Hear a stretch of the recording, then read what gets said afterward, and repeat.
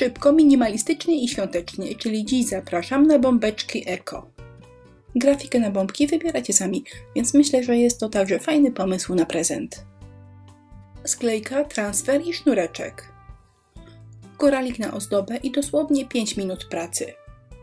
Jeżeli takie klimaty bliskie natury Wam odpowiadają, to zapraszam na film. Bombki wycięte ze sklejki. Średnica moich bombeczek to 6 cm.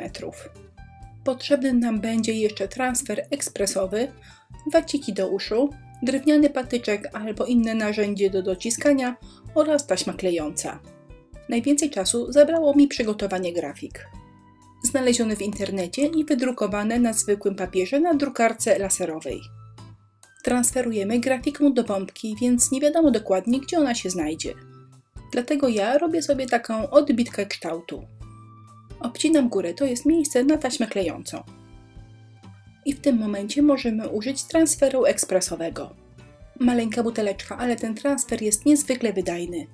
Patyczek muszę delikatnie nasączyć transferem, więc moczę go w butelce, a następnie odsączam. Preparat nanoszę na rewers grafiki. Jeżeli preparatu dacie za dużo, to zrobi się plama. Więc ważne, aby patyczek naprawdę był wilgotny, a nie mokry.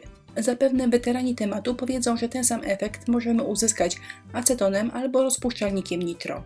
Oczywiście można w ten sposób oszczędzić kilka złotych, ale brak smrodu w domu to po prostu bezcenne. Natomiast transfer ekspresowy jest to rodzaj olejku pomarańczowego. Jest bardzo wydajny i świetnie transferuje i pięknie pachnie.